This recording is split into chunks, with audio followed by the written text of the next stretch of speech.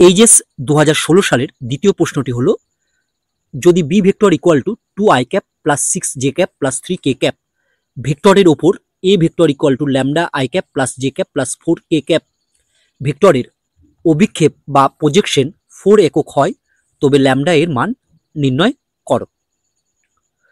এই প্রশ্নের উত্তর করার পূর্বে আমরা এই প্রশ্নটির উত্তর করার জন্য যে সূত্র বা ফর্মুলার প্রয়োজন সেটি আমরা প্রথমে জেনে নেব। বি ভেক্টরের ওপর এ ভেক্টরের অভিক্ষেপ বা প্রজেকশন, বা ইংরেজিতে বলতে পারো projection of A vector on B vector equal to, এখানে প্রথমে তুমি খেয়াল করবে যে কার উপর তাকে বলেছে। দেখো এখানে বি ভেক্টরের ওপর এ ভেক্টরের অভিক্ষেপ বা প্রজেকশন নির্ণয় করতে বলেছে। তাহলে বি ভেক্টরের ওপরে এ আছে, তাহলে বি ভেক্টরটি আমার নিচে আছে। নিচে মানে আমরা বুঝবো হর বা ডিনোমিনেটর। তাহলে আমরা হর বা ডিনোমিনেটরে লিখব মড বি ভেক্টর। যদি এ ভেক্টরের ওপর বি ভেক্টরের প্রজেকশন বলতো তাহলে আমরা হরে বা ডিনোমিনেটরে লিখতাম এ ভেক্টরের মড। আর লব বা নিউমিনেটরে লিখব যে ভেক্টর দুটি এখানে বলেছে তাদের ডট প্রোডাক্ট, অর্থাৎ লবে বা নিউমিনেটরে লিখব এ ডট বি, অর্থাৎ A vector dot B vector. কেউ বি ভেক্টর ডট এ ভেক্টরও লিখতে পারো, একই ব্যাপার। তাহলে বি ভেক্টরের উপর এ ভেক্টরের প্রজেকশন হলো A vector dot B vector by mod B vector. চলো এবার আমরা এই প্রশ্নের উত্তর করে ফেলি। অ্যান্সার দেখো, প্রশ্নে বি ভেক্টরের ওপর এ ভেক্টরের প্রজেকশন বলে দিয়েছে 4 একক। তাহলে প্রশ্নানুসারে আমরা লিখতে পারবো কি, যেহেতু বি ভেক্টরের ওপর বলেছে তাই আমরা নিচে লিখছি মড বি ভেক্টর, আর ওপরে লিখবো হচ্ছে A vector dot B vector.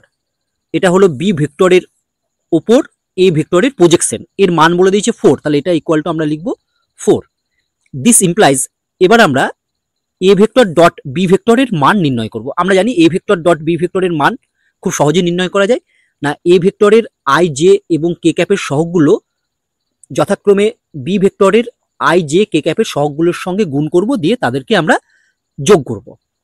তাহলে আমরা প্রথমে লিখব, দেখো এই ল্যামডার সাথে গুণ হবে 2, তাহলে আমরা প্রথমে পাবো হচ্ছে 2 ল্যামডা। তারপর জে ক্যাপের সহগ +1 সাথে এখানে জে ক্যাপের সহগ +6 গুণ করলে আমরা পাচ্ছি হচ্ছে +6। আর কে ক্যাপের সহগ এ ভেক্টরের 4 অর্থাৎ +4 এর সঙ্গে তোমার বি ভেক্টরের কে ক্যাপের সহগ +3 আমরা গুণ করলে পাবো হচ্ছে +12, তাহলে লিখছি হচ্ছে +12 বাই মড বি ভেক্টর। দেখো মড বি ভেক্টরের মান কত হবে না, mod B vector equal to আমরা লিখতে পারবো √2 square plus 6 square plus 3 square, অর্থাৎ আমরা লিখবো হচ্ছে 2 square plus 6 square plus 3 square equal to 4। This implies, এটাকে আমরা এবার সিম্পলিফিকেশন করবো। তাহলে আমরা পাবো দেখো 2 ল্যামডা প্লাস 18, আর নিচে যদি ক্যালকুলেশন করো তাহলে তোমরা পাবে হচ্ছে 7 equal to 4। This implies 2 lambda plus 18 equal to পাবো 28। এখান থেকে আমরা লিখতে পারবো দেখো 2 ল্যামডা ইকুয়াল টু 10, এখান থেকে আমরা পাবো হচ্ছে ল্যামডা ইকুয়াল টু 5। তাহলে আমরা ল্যামডার মান পেয়ে গেলাম 5। তাহলে আমরা লিখতে পারবো অতএব ল্যামডা এর মান 5, এটাই আমার অ্যান্সার।